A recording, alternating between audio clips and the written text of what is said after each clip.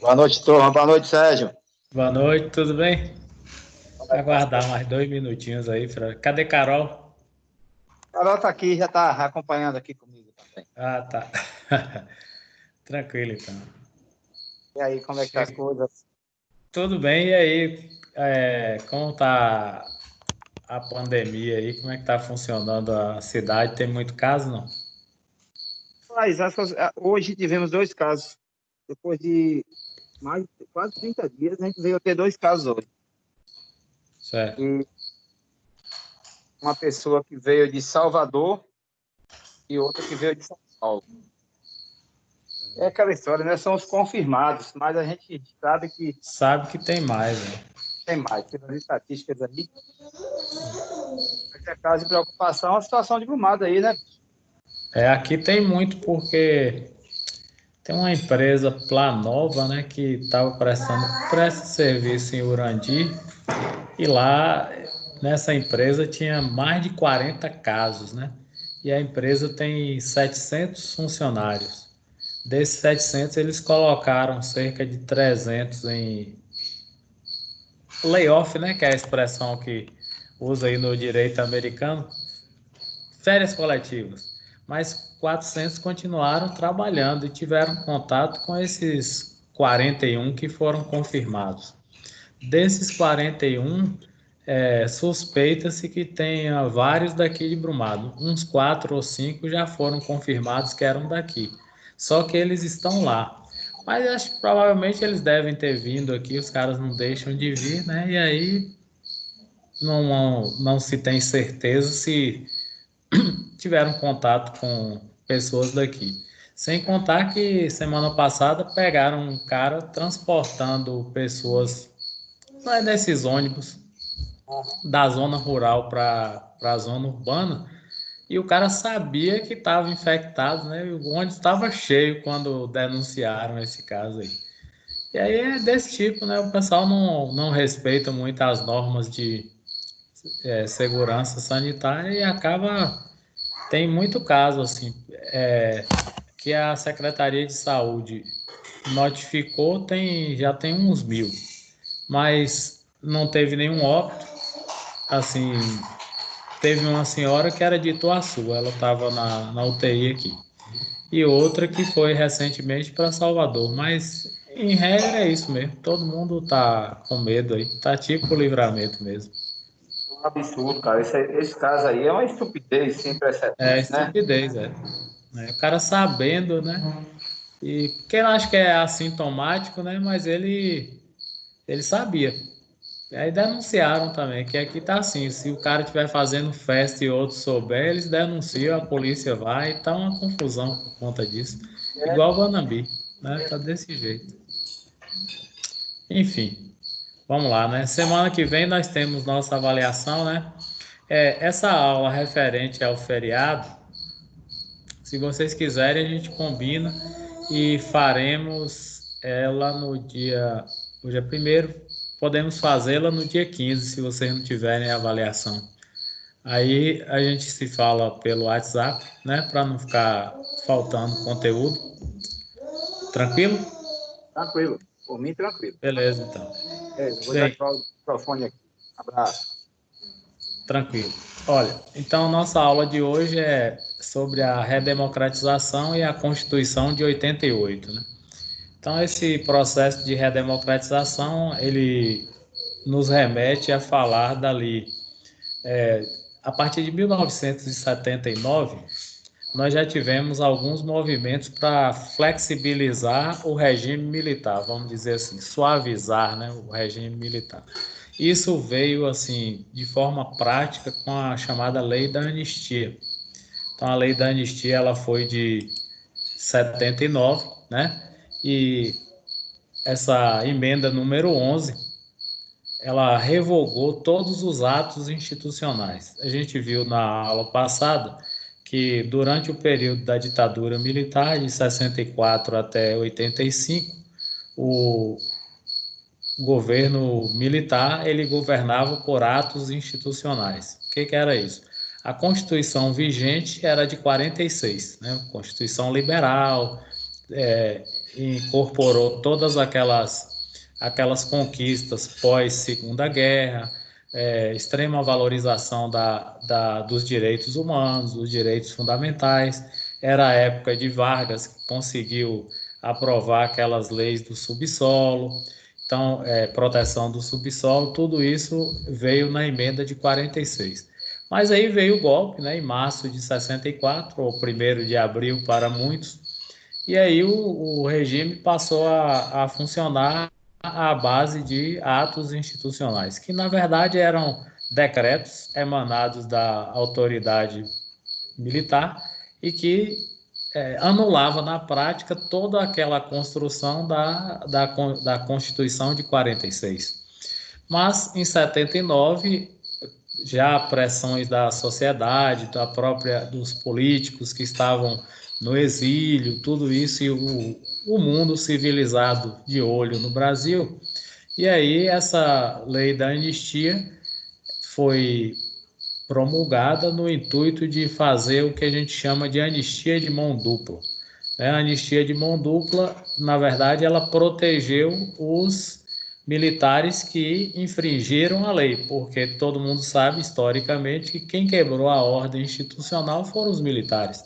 O governo de João Goulart não tinha nada de comunista, não tinha nada de sindicalista, mas a exemplo do que tem ocorrido com uma certa frequência nos dias atuais, elegia-se um inimigo e aí, em cima dessa eleição do inimigo, passava-se a trabalhar com esse conceito aí de Lei de Segurança Nacional e a persecução dos supostos comunistas. Bem, a lei veio para anistiar aqueles que haviam cometido crimes pelo lado do Estado, o aparelho repressor estatal, e aqueles considerados subversivos / terroristas que se insurgiram contra essa ordem militar. Bem, os chamados terroristas subversivos, vocês sabem que nós tínhamos ali as guerrilhas urbanas e as guerrilhas rurais. As guerrilhas rurais foram ali na Serra do Caparaó, no Vale do Araguaia, e muitos desses jovens idealistas aí acabaram morrendo nas forças do Exército. Já a guerrilha urbana era mais feita por os jovens de classe média, idealistas, que tinham 2 tipos de ação: assalto a banco para fazer caixa para financiar o próprio movimento revolucionário, e sequestro de embaixadores, cônsules de países desenvolvidos. O principal deles foi do Charles Elbrick, né, o embaixador americano, que até simpatizou pelos sequestradores, diz que eles o trataram muito bem. Sequestraram também o cônsul da Alemanha em São Paulo e o cônsul do Japão. Então, a guerrilha urbana era mais nesse sentido, fora os assaltos a banco, né? E aí esses caras foram todos enquadrados, homens e mulheres enquadrados na Lei de Segurança Nacional, e em 79, que é o objeto aqui de nossa análise, veio a Lei de Anistia para liberar, né? Anistiar realmente todos os 2 lados. Vale dizer que o lado mais frágil, obviamente, era dos supostos terroristas / subversivos, porque não tinha o aparato do Estado do lado. Tentaram de toda maneira enquadrar os militares tipo Carlos Alberto Brilhante Ustra, que é o ídolo do Bolsonaro, não conseguiram. Mesmo assim, recentemente um juiz de São Paulo o condenou, post-mortem mesmo, manteve a sentença que já havia contra ele, porque foi comprovado que ele era um torturador. Mas, enfim, a maioria deles saiu anistiado. Da mesma forma que os políticos que estavam no exílio começaram a voltar para o Brasil. Leonel Brizola veio e foi governador do Rio de Janeiro, Miguel Arraes veio, foi governador de Pernambuco. Então, todo mundo que estava exilado voltou. Fernando Henrique, José Serra, esses que foram uns exilados mais brancos que foram aqui para o Chile. aí a síntese dessa lei de 79, a lei da anistia é essa, né? Que deu a chamada anistia de mão dupla. Todo mundo acabou sendo beneficiado por essa lei. Um outro movimento marcante desse período, já no final do regime militar, foi a campanha das diretas já.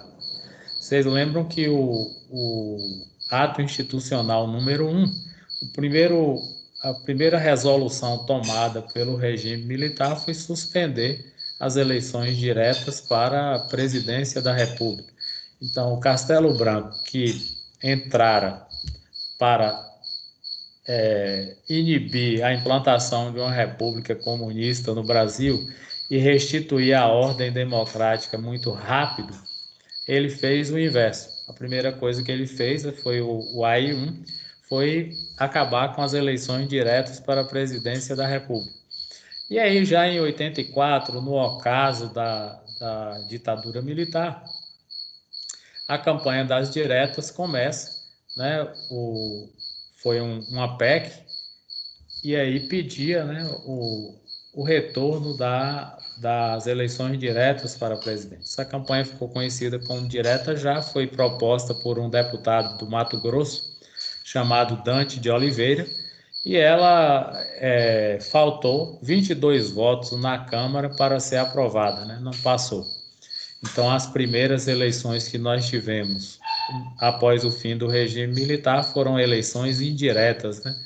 O Tancredo Neves foi eleito numa chapa com o José Sarney, mas não tomou posse por conta da doença que o acometera, que foi uma diverticulite. Ele já era um cara de idade, apresentava esse quadro já há algum tempo e escondia da família, da dona Risoleta, que era a mulher dele, dos familiares, Aécio Neves, que é o neto, né? Ele era avô de Aécio. E aí foi aquela celeuma no Brasil, que ele teria sido mal atendido no hospital de base de Brasília. Depois foi uma equipe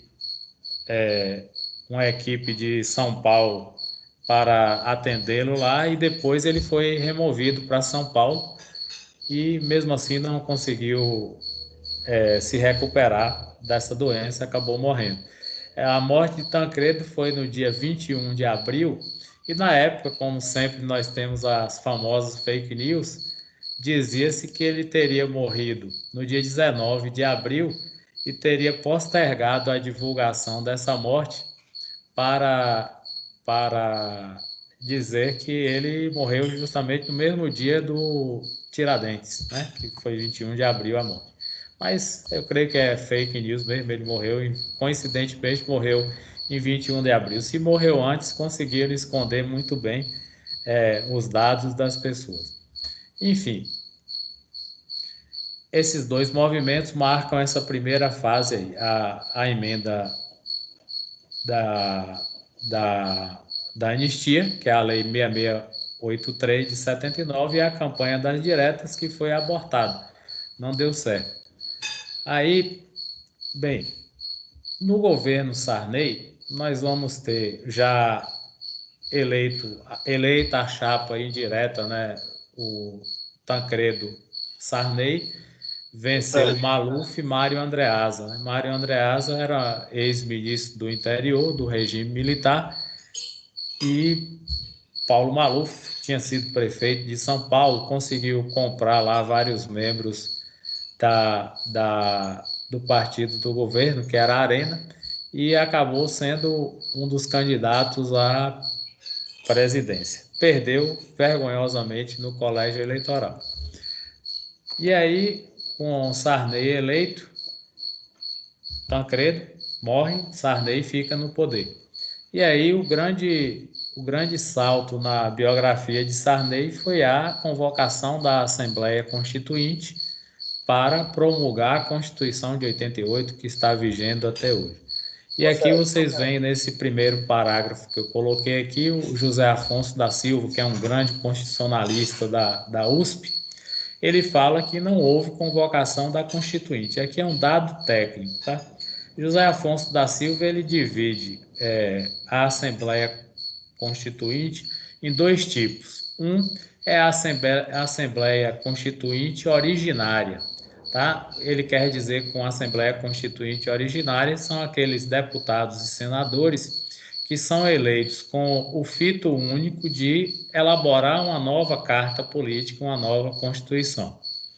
E o outro tipo é o que ele chama aqui de Congresso Constituinte, que foi o que aconteceu conosco, porque o Congresso ele foi eleito em 86, né? O Sarney foi eleito em 85, tomou posse em 86, e aí o Congresso também foi eleito em no final do ano de 85 e tomou posse em 86. Vocês sabem que a posse do Congresso é em fevereiro de ano eleitoral, né?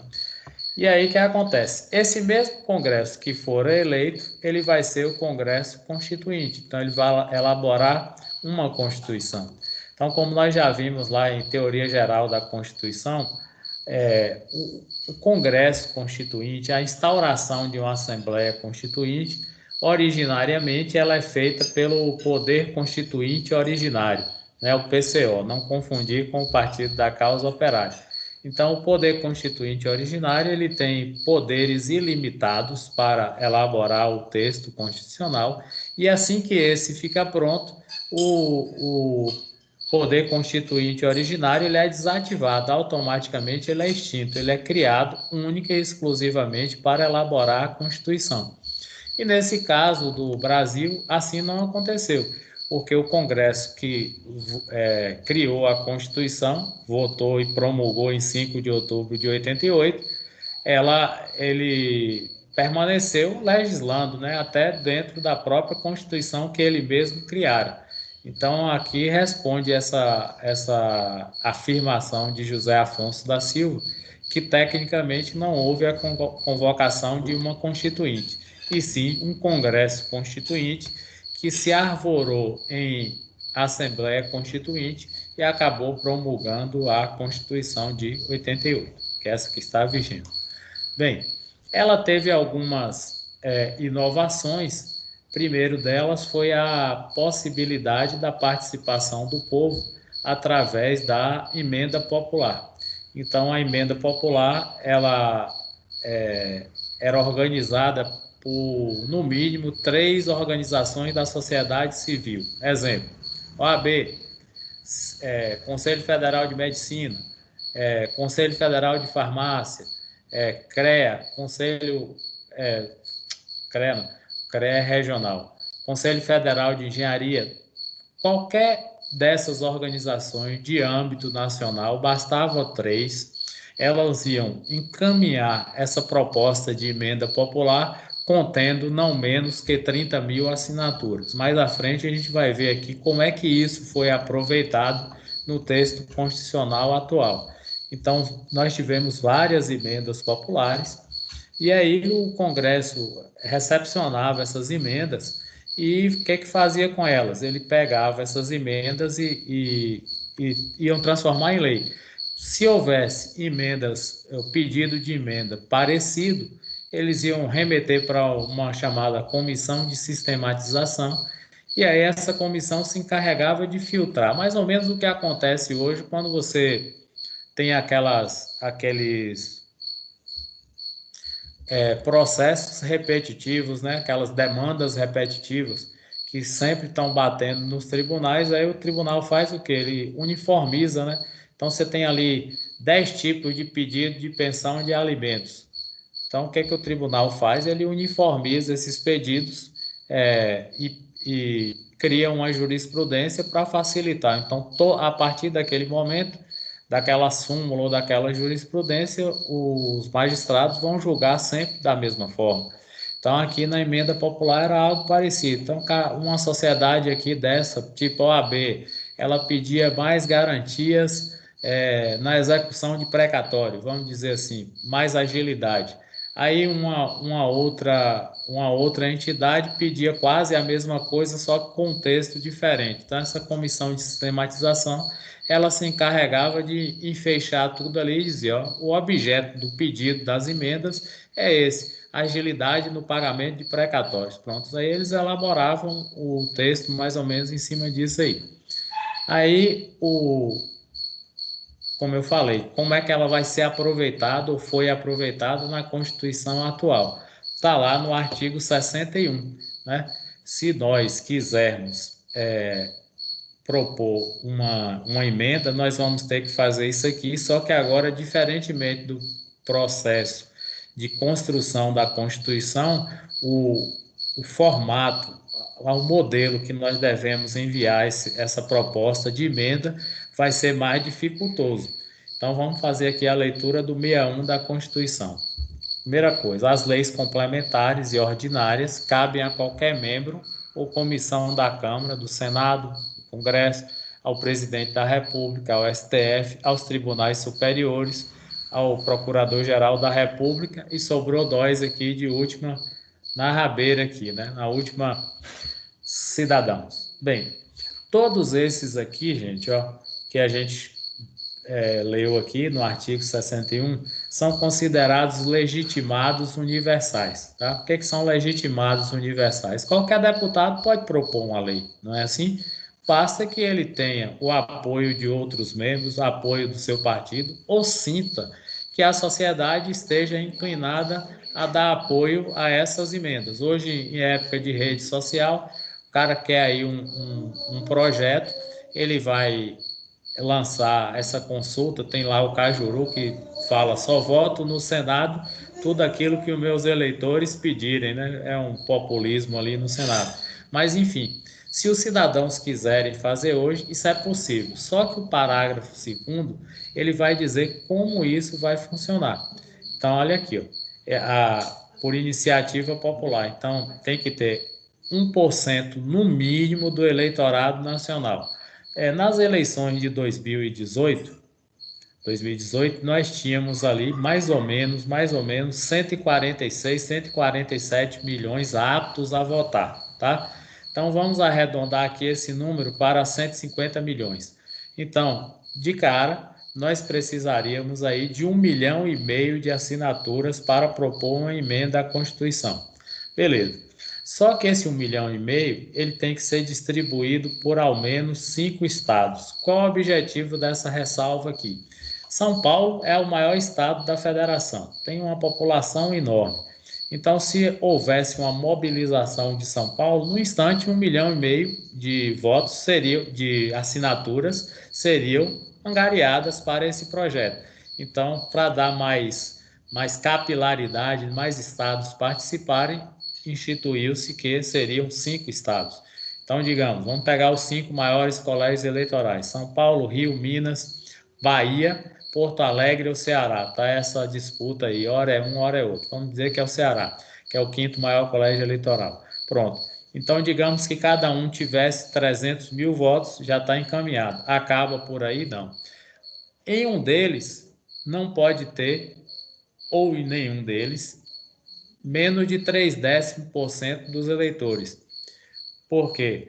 Se você tivesse votos nos 5 estados, como foi mencionado, digamos que a Bahia tivesse aí um pouquinho de votos só e São Paulo concentrasse a maioria, como eu mencionei lá, também não estava valendo. Então tinha que ter um mínimo de 0,3%, né? 0,3% dos eleitores para que se encaminhasse essa proposta. Enfim, é bem fácil conseguir 1,5 milhão de assinaturas.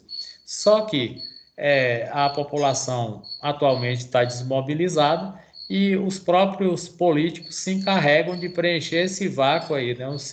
A última iniciativa popular que deu certo com relação a uma lei foi a chamada Lei da Ficha Limpa, né? A Lei da Ficha Limpa, que foi usada aí contra várias candidaturas populares, principalmente contra o Lula aí em 2018, né? Foi a Lei da Ficha Limpa que derrubou o cara.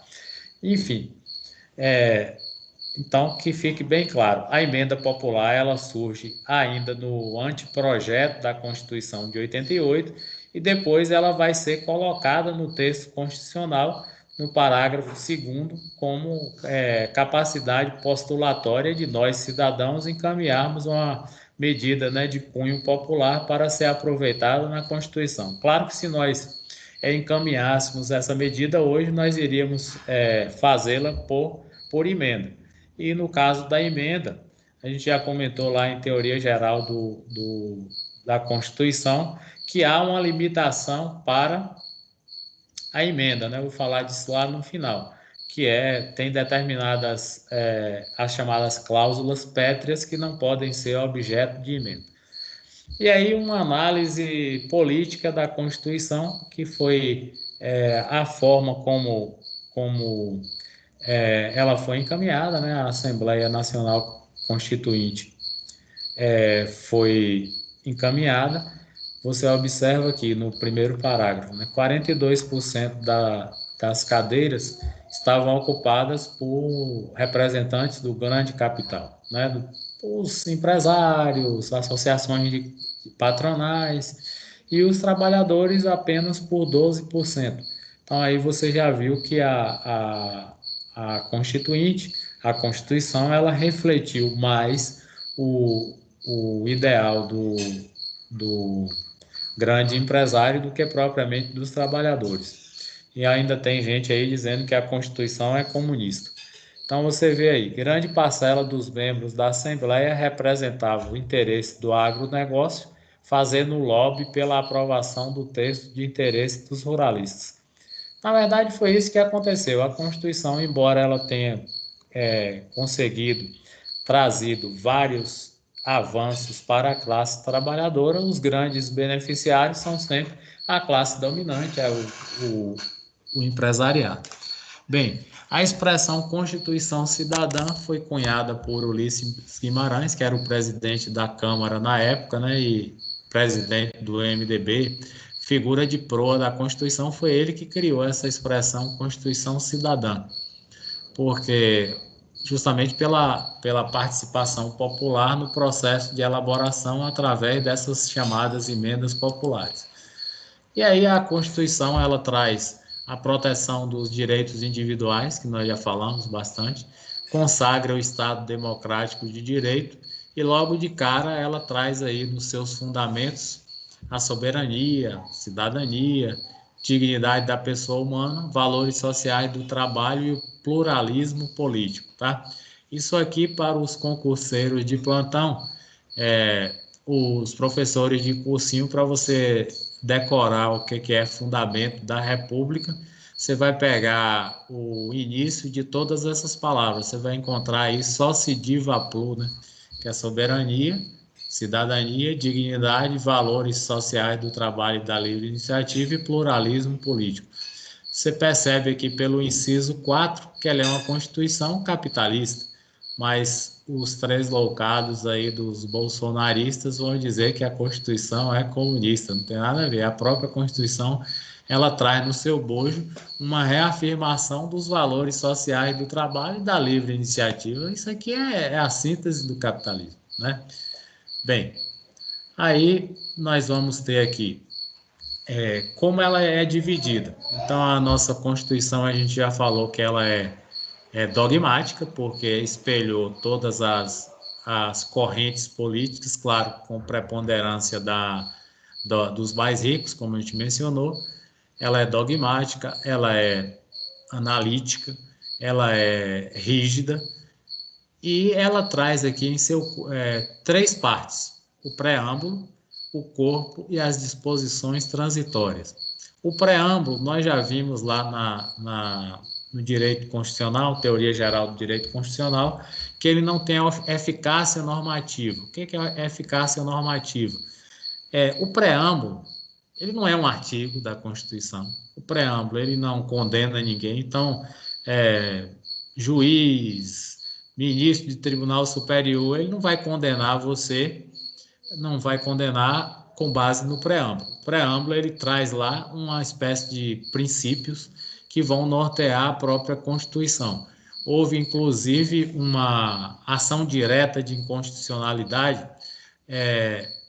apresentada pelo governo do Acre, salvo engano, porque tinha um partido lá que queria que o Estado incluísse na Constituição estadual que o Estado do Acre fosse um Estado religioso, católico, e alegando que no preâmbulo da Constituição há menção a isso. Aí o tribunal negou, né? negou essa pretensão ao dizer que o preâmbulo ele não tem eficácia normativa. Resumindo, bota no seu corpo quem quer, mas ele não tem eficácia normativa. O corpo, que são os 250 artigos da Constituição, e as disposições transitórias. As disposições transitórias são chamadas de ADCTs, Ato das Disposições Constitucionais Transitórias, que significa o quê? Como o nome já diz, é transitório. Então, o exemplo clássico que eu dou nas minhas aulas sobre a DCT é o plebiscito que foi convocado em 1993, no governo de Itamar Franco, né, foi pós-impeachment do Collor, que funcionou da seguinte forma. Havia uma previsão na própria Constituição que após 5 anos de promulgada, então foi promulgado em 88, 5 anos é 93, o Congresso submeteria à apreciação da população um plebiscito para decidir entre a forma e o sistema de governo, que poderia ser uma república presidencialista, uma monarquia parlamentarista, tá? E aí, o que acontece? Os brasileiros votaram maciçamente pela manutenção de uma república presidencialista.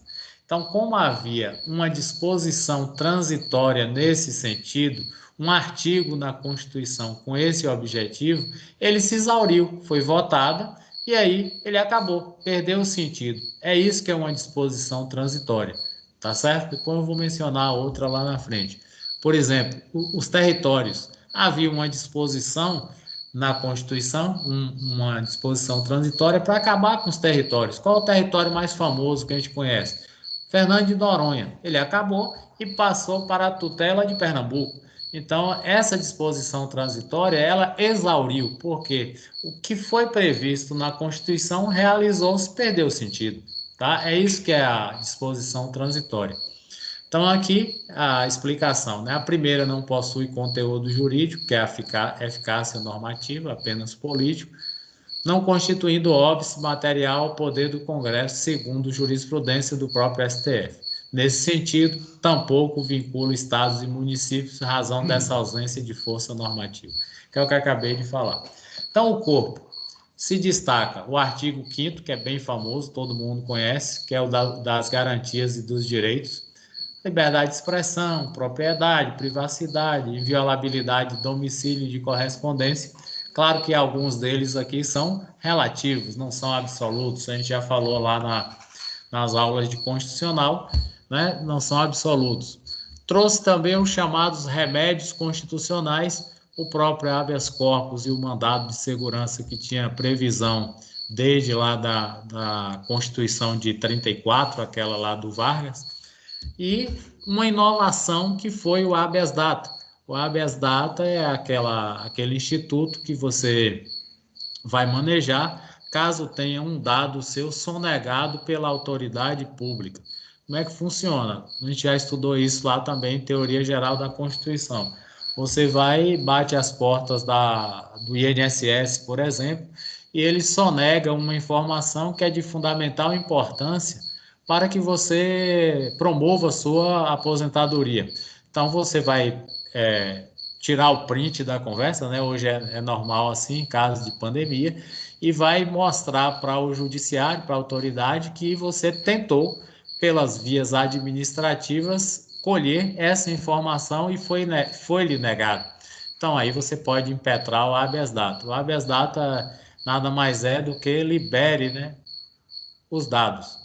Igual habeas corpus, que é libere o corpo, aqui é libere os dados. Então, esse remédio constitucional também foi criado na Constituição de 88. Esses dois aqui já existiam, já foram objetos de constituições anteriores, só que durante o regime militar eles ficaram aí, foram mitigados, né? Só, por exemplo, você não poderia impetrar um habeas corpus por crime político, né? Não havia essa possibilidade. Mesmo o cara que matasse tinha direito, mas o cara que cometeu crime político na ótica dos militares, ele não poderia impetrar o mandado de segurança. Então, nós temos também aqui as garantias trabalhistas, né, que foram consagradas como irredutibilidade de salário, Aqui nós vamos lembrar de um parêntese, nós estamos vivendo a época de pandemia. Então, várias empresas estão fazendo acordos ou propostas de redução salarial e o empregado, como ele é hipossuficiente, é a parte mais frágil da relação trabalhista, ele tem que aceitar, ou aceita ou perde o emprego, né? Então, em condições normais, isso não seria possível, né? A CLT protege e tem várias outras leis que protegem, dão garantia ao empregado. Então, aqui, irredutibilidade de salário hoje só mesmo dos magistrados e procuradores, deputados, essas figuras aí que são privilegiadas. Instituiu o salário família, a jornada de trabalho de 44 horas, com a possibilidade de regulamentar e reduzir para 40, nunca foi feito, porque o empresariado é forte.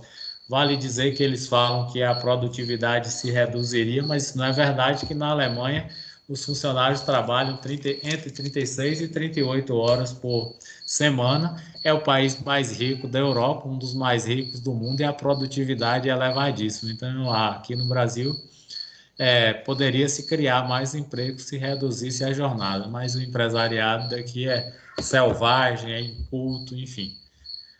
O direito de greve, o direito à greve também foi instituído. Lembrai bem que até hoje não foi regulamentado o direito de greve do funcionalismo público, funciona por analogia às categorias privadas, né? E aqui no artigo 60, parágrafo 4º, as famosas cláusulas pétreas, né? São aquelas cláusulas que você não são objeto de deliberação e emendas constitucionais, tá? Então, aqui não será objeto de deliberação a proposta de emenda tendente a abolir a federação, né, a forma federativa de Estado, o voto direto, secreto, universal e periódico, a separação de poderes, né, que é a tripartição de poderes, os direitos e garantias individuais. Aí o aluno vai e pergunta, mas tirar salário não é um direito e uma garantia individual? Mas tudo isso hoje está mitigado por conta da pandemia, né? Então deveria ser algo proibido pelas leis. Mas mesmo que fosse, do jeito que eles estão tratorando os direitos aí, isso está acontecendo com uma certa frequência. Bem, aqui nós temos outras mudanças, né, trazidas pela Constituição.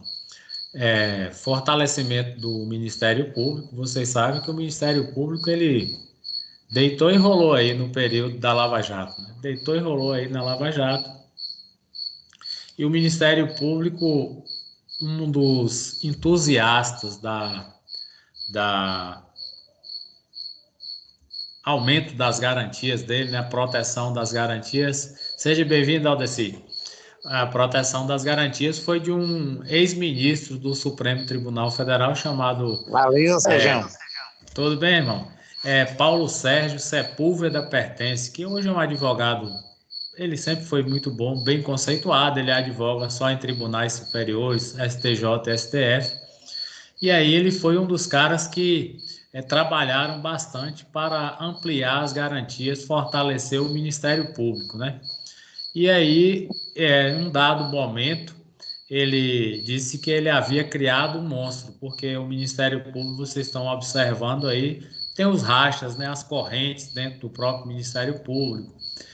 Tem uns que são muito oportunistas, tem governo, ele está do lado, tem aqueles mais à esquerda, tem aqueles mais conservadores, enfim, como toda sociedade, ele tem esse papel aí ampliado, mas as garantias do Ministério Público, a questão dos inquéritos sigilosos, tudo isso foi aprimorado na Constituição de 88, pela Constituição de 88, e um dos ideólogos desse fortalecimento foi o Sepúlveda Pertence. No item 2, a gente traz aí a consolidação do controle de constitucionalidade com criações de novas ações. Bem, o controle de constitucionalidade no Brasil, ele funciona de duas formas. Não sei se vocês estão vendo isso, não sei, vocês estão no segundo, acho que é o terceiro que está vendo lá na disciplina de constitucional, que é EAD. Mas o controle de constitucionalidade no Brasil nós chamamos do modelo austríaco, tá? Por que o modelo austríaco? Porque no nosso caso nós temos o controle de constitucionalidade abstrato, que é aquele realizado pelo STF, que é o guardião da Constituição, e o controle de constitucionalidade difuso. O controle de constitucionalidade difuso ele é realizado pelos magistrados ou de primeiro grau ou mesmo pelos tribunais regionais, TRFs, ou mesmo por tribunais superiores ou tribunais de justiça. Como é que funciona o controle de constitucionalidade difuso? Digamos que uma norma ela seja questionada no âmbito do primeiro grau, né, a justiça de primeiro grau, o juiz de piso, e aí ele entende que essa norma ela fere a Constituição, né? É raro isso acontecer, mas há a possibilidade. Vai que ele entenda que essa norma fira a Constituição. Vamos aproveitar esse exemplo aí que eu dei da redução do salário. Digamos que uma determinada empresa, mesmo no momento da pandemia, ela vai lá, toma uma decisão, alegando aí as emendas, as medidas provisórias adotadas pelo governo e reduza o salário da maioria da categoria, né? Vamos pegar a Magnesita aqui como exemplo. Reduzir o salário aí em 30%, beleza. Conforme medida provisória, comunica ao funcionário e ele aí é obrigado a aceitar. O pagamento dele vem lá cortado 30%. Aí ele não aceita, o sindicato não aceita e recorre à Justiça do Trabalho aqui em Brumado. Aí a juíza vai e entende, olha, dá ganho de causa para os trabalhadores e vai dizer o seguinte, olha, essa medida provisória ela violou uma súmula do próprio STF ou violou a própria Constituição, porque está lá no artigo 5º que os direitos e garantias individuais são protegidos constitucionalmente. E você tendo uma redução salarial tão expressiva, vai comprometer tua existência e a existência também de sua família. Então, um direito e uma garantia individual foi violada aí. Digamos que ela adotou essa linha para dar ganho de causa para o sindicato que moveu a ação. Pronto. O que ela fez aí? Ela fez um controle de constitucionalidade difuso. De que forma? Ela contrariou uma norma do próprio emanada pelo próprio governo federal e se baseou na própria Constituição. Aí, o que aconteceu?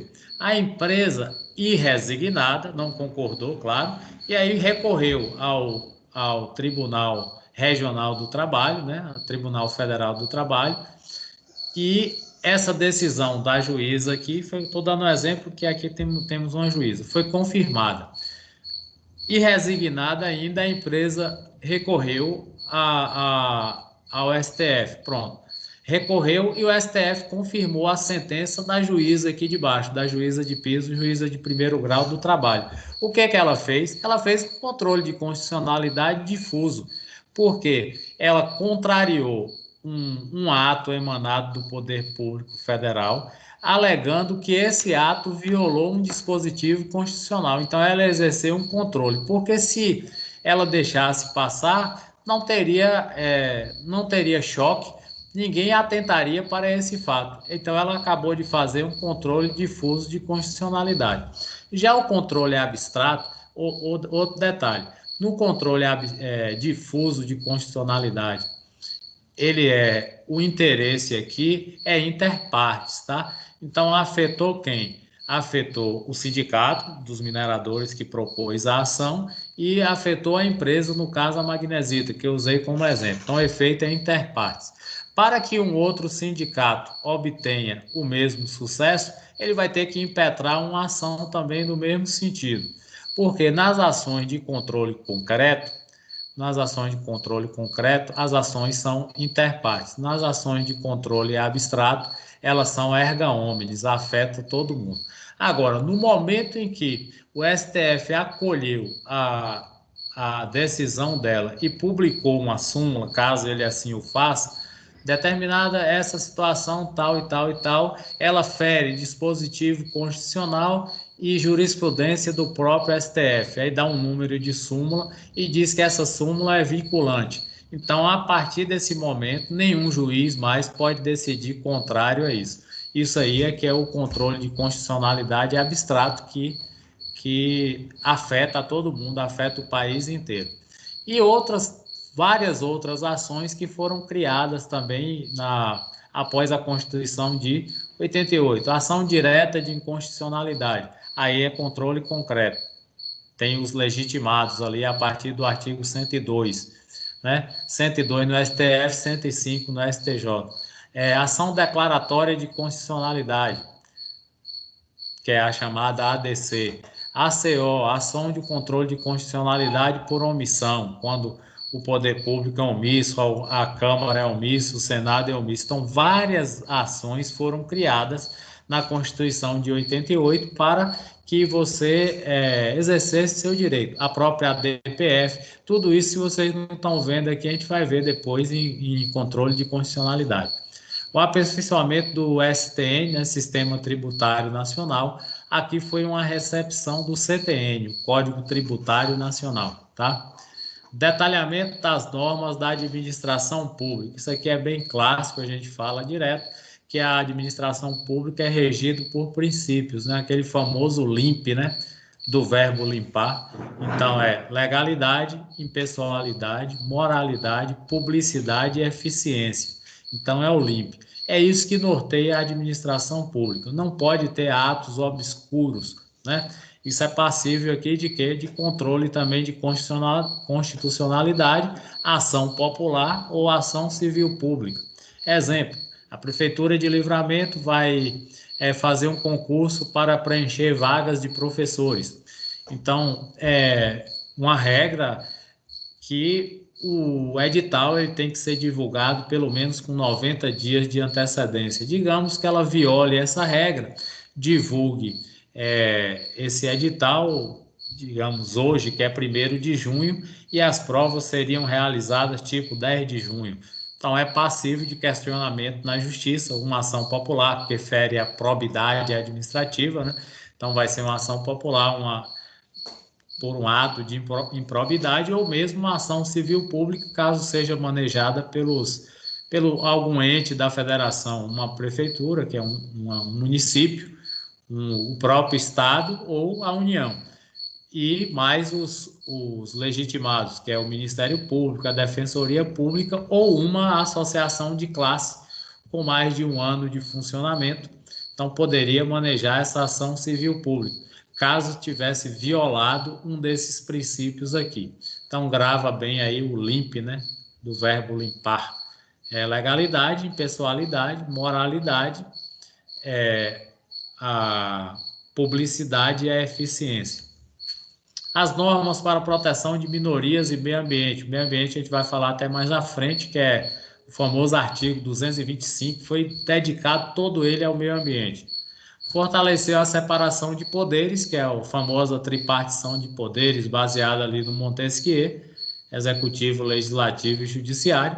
Tudo isso está previsto aí no corpo. Então, foram ganhos da Constituição de 88, né? O ADCT, como eu falei lá no início, ele, uma vez realizado, ele se exaure, né? Está aqui em vermelho, ele acaba, ele perde o objeto, ele perde a natureza jurídica. Então, o que é? Possui natureza jurídica de norma constitucional, então ele é constitucional. Só que quando ele entra em vigor, ele perde a importância. Parece algo assim contraditório, mas não é.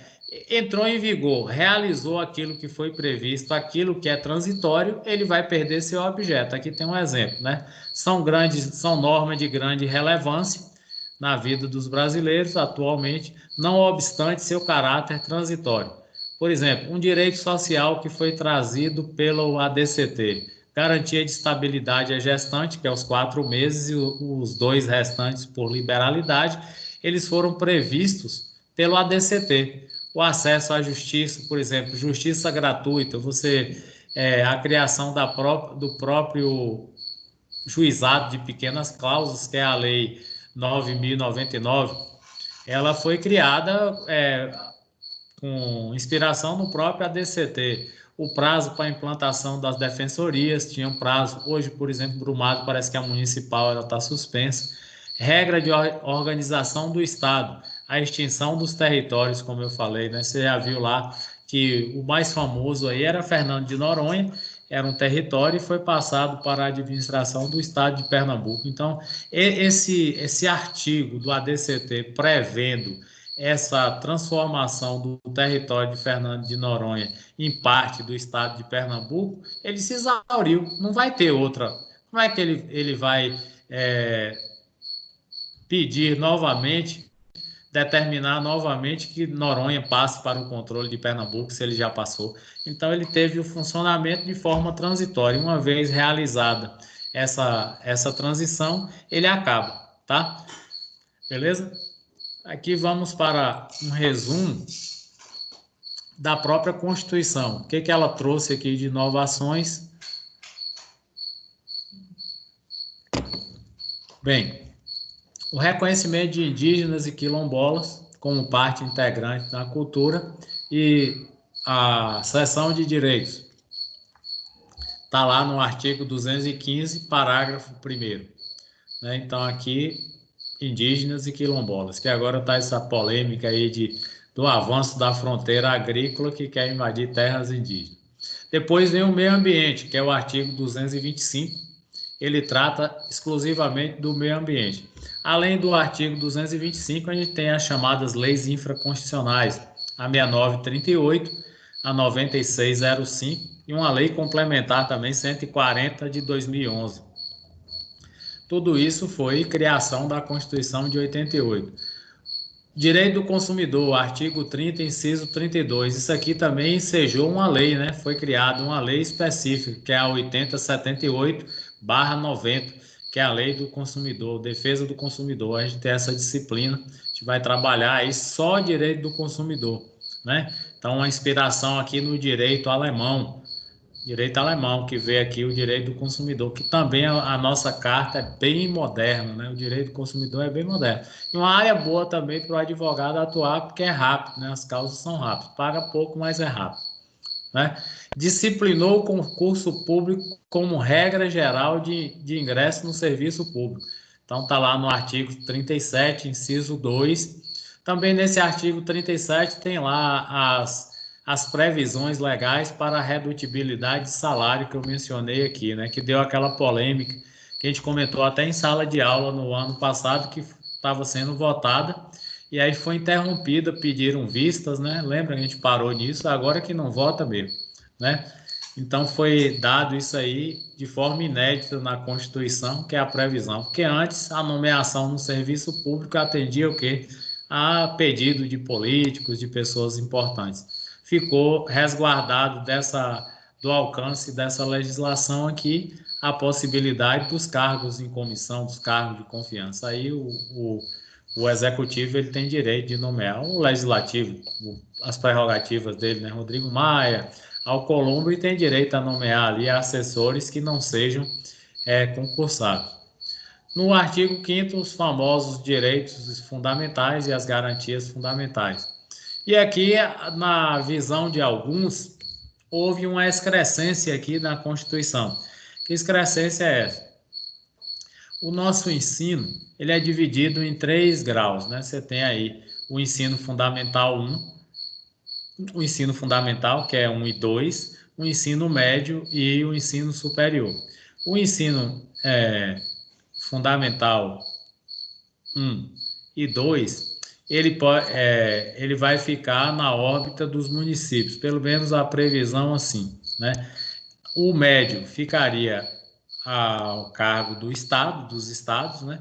E o ensino superior da União, da Federação.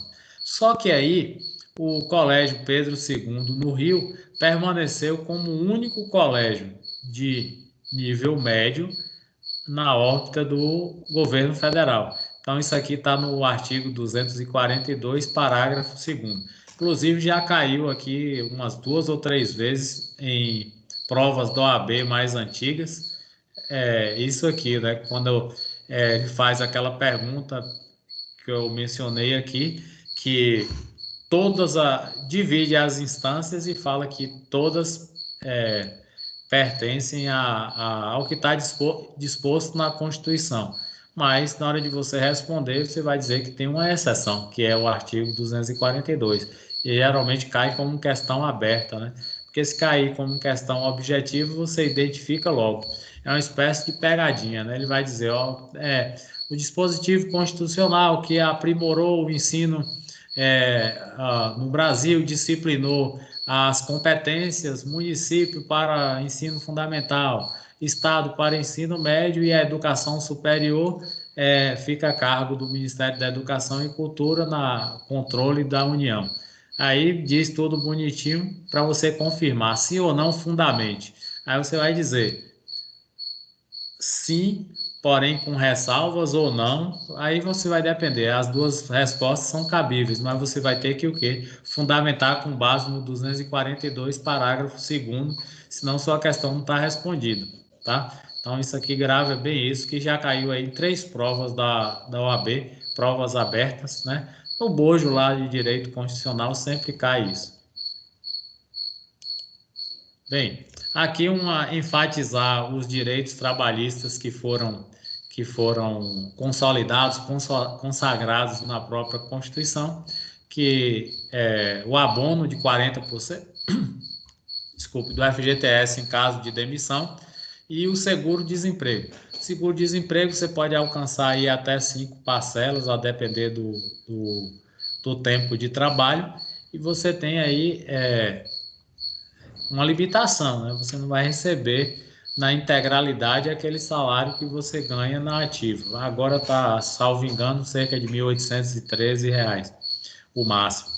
É o abono de férias, que é um terço, né, o chamado terço de férias. Então, o cidadão ali, ele percebe um salário de R$ 6.000, ele saiu em férias, ele vai receber aí 8.000, né, que é um terço.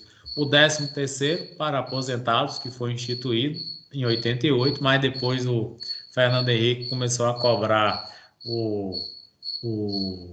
a Previdência, né, mas que os outros também seguiram, nem o Lula nem a Dilma tiraram. Continuou a jornada de 44 horas com previsão para 40, que nunca foi votada, mas antes era 48.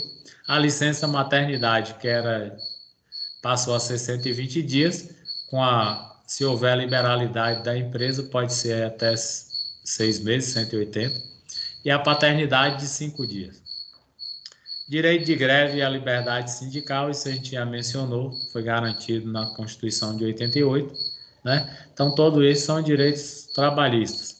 No ponto de vista dos direitos humanos, fim da censura, né? Antes nós tínhamos censura em novelas, peças de teatro, várias coisas, agora não temos mais.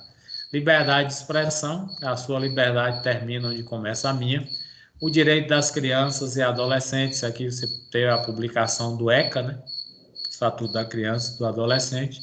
As eleições livres, diretas, universais, com 2 turnos. Os 2 turnos são para municípios, estados e governo federal, claro, com mais de 200 mil eleitores. Então, município com mais de 200 mil. Se o candidato mais votado não atingir 50% dos votos, todo mundo fala 50% mais um.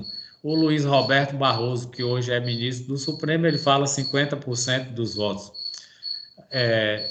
Aí você vai ter uma segunda rodada, o segundo escrutínio, que é o segundo turno, né? E aí o que tiver mais votos, ele leva. Nas eleições proporcionais, não tem segundo turno, que é para vereador, deputado estadual e deputado federal. Então, nesses casos, por proporcionalidade, entenda-se. Nem sempre quem tem mais votos é eleito. Você sabe que depende da coligação, de partidos, aquela coisa toda, e vai pelo quociente eleitoral. O único representante popular do legislativo que é eleito pelo voto majoritário é o senador, tá? O senador aí leva quem tem mais votos. E no caso do Senado, você tem também uma excrescência política que é a figura do suplente.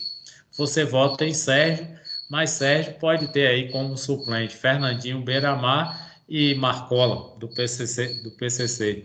Aí você não sabe. Isso foi uma figura também criada durante o regime militar, que no pacote de abril, o regime militar, o partido do governo, a Arena, foi derrotado, sendo que São Paulo, Minas, Rio, os senadores foram todos de oposição, eram do MDB. Aí o Geisel, para equilibrar as votações no Congresso, ele criou a figura do senador biônico, né? Tem o nome de senador biônico porque tinha uma série na televisão chamada O Homem de 6 milhões de dólares, que o cara foi totalmente reconstituído. A perna era mecânica, o olho era mecânico, era um robô, um ciborgue. Então, essa figura aí, essa excrescência legal, foi tida como um ser estranho, um casuísmo criado na política e ficou chamado de senador biônico. Mais tarde, a figura do senador biônico ela cai e ela foi transformada na terceira vaga para o Senado, porque o Senado nosso ele era imitando ao Senado americano. Os Estados Unidos você tem 50 estados com 2 senadores representando, então você tem lá 100 senadores. Aqui nós temos 26 estados mais o Distrito Federal e nós temos 3 senadores por cada um. Então aqui lá, embora a população seja maior, com relação ao Brasil, ela é subrepresentada, ou no caso do Brasil, nós somos super representados, né? Aí nós temos também uma outra curiosidade. No caso dos deputados, eles são representantes do povo, né? São representantes populares. E as eleições para deputados, elas obedecem um critério de número de eleitores. São Paulo, que é o maior estado, a previsão legal é de 70 representantes.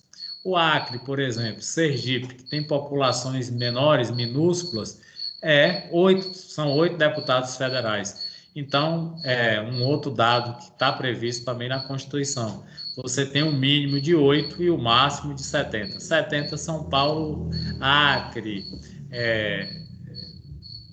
Sergipe são 8, né? Tem críticos também nesse sentido aí, dizendo que São Paulo é subrepresentado e o Acre e Sergipe são super representados, porque um voto do paulista, em tese, vale menos do que um voto de um acreano e de um sergipano. Bem, a outra garantia aqui, direito ao voto aos analfabetos, né? Aqui também a gente já comentou lá na disciplina de constitucional que houve uma controvérsia legal em várias partes do país, aqui próximo a nós houve isso. O doutor Genivaldo, ele não queria dar posse, aliás, ele não queria dar posse não, ele cassou o mandato de Ceará, né? O mandato de Ceará, que era o prefeito de Malhada. O cara já tinha sido eleito, governou por 4 anos, aí ele cassou o mandato porque o cara é analfabeto. E aí os advogados dele recorreram ao Tribunal Regional Eleitoral, TRE, e ele conseguiu permanecer no poder e exercer o segundo mandato dele, né? Foi até posteriormente cassado os direitos políticos por atos de improbidade, foi condenado, preso, depois foi solto, né? Beleza, aí não é o caso. O voto facultativo para os jovens entre 16 e 18 e maiores de 70, né? Então, facultativo, você vai lá, vota se quiser. A partir de 18 é obrigatório. Mas é um obrigatório que acaba transformando-se em facultativo. Você vai pagar uma multa de 1% do salário mínimo, caso não justifique, né? Você tem sempre a possibilidade de justificar. Estava doente no dia, não pôde vir, você vai apresentar lá um atestado. A Justiça Eleitoral geralmente acata todos. E caso você não justifique, você vai pagar uma multa de 1%. Né? 1.045 o salário, você vai pagar R$10,45, bem pouquinho. Mas é ruim porque você pode ser privado passou num concurso público e não está em dia com o serviço eleitoral, aí você acaba perdendo essa possibilidade aí. O racismo passou a ser crime imprescritível e inafiançável. O que é isso? Não prescreve nunca.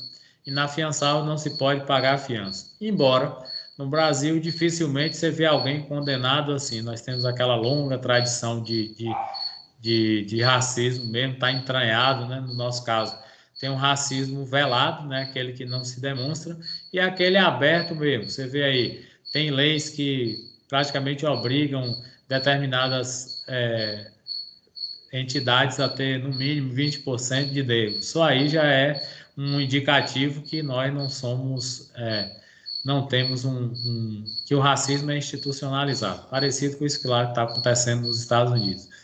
Por fim, proibição da tortura, isso está lá no artigo 5º, está no Código de Processo Penal. A igualdade de gêneros, né? Gêneros, homem e mulher têm igualdade para emprego, para tudo. Enfim, essa é a nossa Constituição de 88, que é a chamada Constituição Cidadã, né? Que nós temos que velar por ela, rezar por ela para dar certo, né? Que todos os direitos sejam colocados em prática, porque afinal ela só tem 30 anos. Se a gente for copiar as democracias mais saudáveis, na Inglaterra, por exemplo, a gente tem lá aquele documento que é a Magna Carta, que vem desde 1215 e tem valor legal para os ingleses. Se nós formos para Estados Unidos, que o Brasil sempre faz cópia do modelo americano, a Constituição deles é de 1787. Se nós formos pegar o movimento constitucional francês que a gente estudou aqui, nós tivemos a Constituição de 1790, foi aprimorada em 1791, 1793/94 e está vigendo até hoje. Então, as constituições deles são mais longevas, né? Tem Portugal, que é de 74, mais velha do que a nossa e está lá funcionando. Tem a da Espanha, que é de 76. Tem a do México, que é de 1919, que é considerada uma constituição bastante moderna.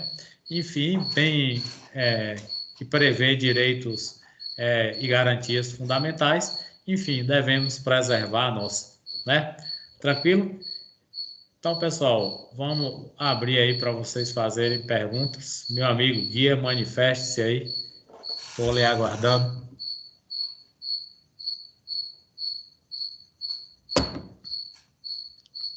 Tranquilo aí, Carol? Beleza?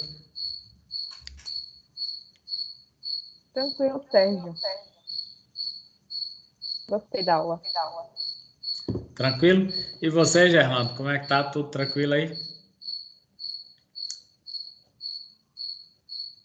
Guia, tudo em paz? Diga. Só assim, só uma consideração a respeito dessa nossa Constituição, que o movimento direta já, né, acabou desencadeando desfavorável para a classe trabalhadora. Né? Depois de praticamente 30 anos de ditadura, foi feito quase que um ajeito, né?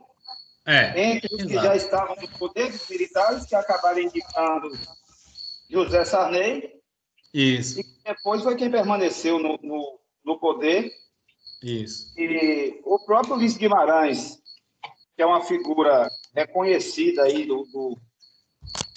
digamos assim, da esquerda, né, mas que veio depois, mas que a gente sabe que ele era representante da elite dominante também. Do grande capital, né? Então, se você olhar a representação congressual que nós temos nessa legislatura de agora, a maioria ela defende os interesses da classe dominante, da elite, né? Por isso que o trabalhador sempre perde. Você observa que a Lei 13.467, que foi promulgada ainda no governo Temer, ela praticamente matou a CLT. Ela está convivendo com a CLT, mas você está percebendo aí, você como sindicalista, que a CLT hoje é quase letra morta. E para piorar mais ainda a situação do trabalhador, veio a pandemia, né? No caso da pandemia, há previsão legal realmente em casos de força maior, como você aplicar a própria a CLT em desfavor do trabalhador. Eu estava até conversando com uma pessoa essa semana, você tem lá o artigo 486 da Constituição, você tem lá um dispositivo chamado Fato do Príncipe, que uma empresa lá no Rio de Janeiro, ela alegou. E aí, não sei se vocês acompanharam, se não acompanhar, pode entrar no Google aí que você vai ver que história interessante. É uma churrascaria chique chamada Fogo de Chão.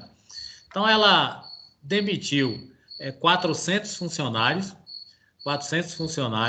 e disse que ia mandar a conta, o 40% da multa do FGTS para o governo do Rio de Janeiro. Tem previsão legal? Sim. No 486 da CLT, tá lá, reza que se a empresa, a organização empresarial foi proibida de funcionar por um ato do poder público, ela pode transferir parte dos seus encargos para o poder público. Beleza. Só que aí, o que acontece? Ela não chegou a efetivar isso, todo mundo começou a mídia e nas redes sociais o pessoal batendo pesado por conta dessa atitude. E aí ela resolveu voltar atrás. Só que agora descobriu-se aí que está correndo com segredo de justiça, que tem ações contra ela da ordem de 70 milhões por não pagar direitos e garantias trabalhistas, dívida com o fisco. Aí você observa, né? Ela ia aproveitar um momento de fragilidade das instituições, que tudo está voltado para o combate à doença, a Covid-19, para passar aí de gaiato, né? Não pagar as obrigações que ela tinha anteriores à própria resolução do governo federal, que dá essa prerrogativa das empresas de negociarem e tal. Então, na verdade, desde a Lei 13.467, que flexibilizou essa carteira verde e amarela, como começou lá com o Temer, que você negocia no caso, na ideia dos ideólogos dessa carteira verde e amarela, que ampliaria o nível de emprego. Não se configurou, né? Na verdade, o que aconteceu, eu entendo que, do ponto de vista econômico, o que gera emprego é uma economia pujante, não é uma lei trabalhista que vai impedir que se crie empregos ou que vai estimular a criação de empregos, porque os empresários brasileiros eles já têm várias facilidades quando criam empregos. Por exemplo, agora, se o empresário ele participou dessa medida provisória, acho que é 930 o número dele, ele pode transferir para o governo o pagamento dos funcionários durante 3 meses, contanto que ele não demita, né? Então ele já tirou das suas costas aí por 3 meses a obrigação, porque se ele demitir e o negócio dele se recuperar lá na frente, ele vai ter que fazer uma contratação, e se ele demitir, ele vai ter que pagar as verbas rescisórias, FGTS e tudo. Então foi para o empresário, seja ele consciente ou não, ele foi beneficiado. Então isso vai bem no sentido do que você está dizendo, né? Que a Constituição realmente ela protegeu o grande empresariado, protegeu o grande capital. Tem várias situações. A vinda da Ford, por exemplo, para a Bahia, na época abriu-se aquela discussão ideológica que era o governo do PT lá no Rio Grande do Sul, que era o Olívio Dutra.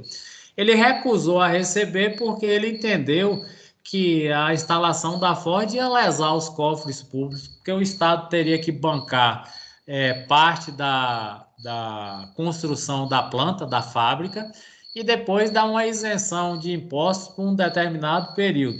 Então ficou aquela discussão, a Ford queria realmente ir para lá porque o mercado consumidor do Sul-Sudeste é bem maior do que o Nordeste, e a ACM teve uma sacada e trouxe para a Bahia, né? Foi bom, gerou empregos, mas a Bahia perdeu de arrecadar impostos, coisas que o governador, à época lá do Rio Grande do Sul, Olívio Dutra, não quis. Então é bem nesse sentido aí, essa proteção dos direitos do empresário, ela ficou consagrada na Constituição, porque a maioria dos constituintes, dos legisladores de 86, eles realmente protegeram o direito do grande capital, né? Você lembra que logo no início aí, o Paulo Guedes queria facilitar a demissão de vários empregados. Aí falaram com ele, rapaz, quem garante a economia é o empregado. Se ele for demitido e não consumir, o buraco vai ser maior.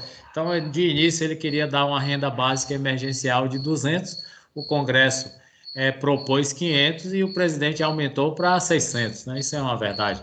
Enfim, é mais ou menos isso aí mesmo. O trabalhador, ele sempre como a própria Justiça do Trabalho, ela menciona, a CLT. A gente é a parte hipossuficiente da relação. Não tem como, mesmo que você ganhe milhões, sendo empregado, você continua sendo a parte hipossuficiente, porque o dono dos meios de produção, o empregador, ele pode te mandar embora a qualquer momento. Não é verdade? Tranquilo? Está impregnado na própria ideologia do brasileiro, aquela de que o patrão tem que ser, tem sempre que estar bem, estar sempre melhor do que o empregado, do que quem produz. É isso. Daí se sentir ameaçado quando, para eles é uma afronta, quando um empregado tem um carro semelhante ao deles, quando o filho do empregado estuda na escola semelhante à do filho do patrão, enfim, isso infelizmente está na própria sociedade, né? Na classe trabalhadora. Está introjetado. Já entende isso como normal e reforça essas correntes, né, que mantém aí a pirâmide. Mas é isso, um abraço aí, um abraço, turma. Valeu, irmão. Um abraço. Então, segunda, nós temos a nossa prova. Aí eu vou publicar antes, lá no AVA, né, como eu falei. E aí é bem tranquilo, vou colocar só essas partezinhas aí, a gente mata esse semestre. Esperamos nos encontrar no próximo aí, presencialmente. Beleza? Boa noite, Sérgio. Valeu, Sérgio. Boa noite. Um abraço. Tá, tchau, pessoal. Abraço. Tchau.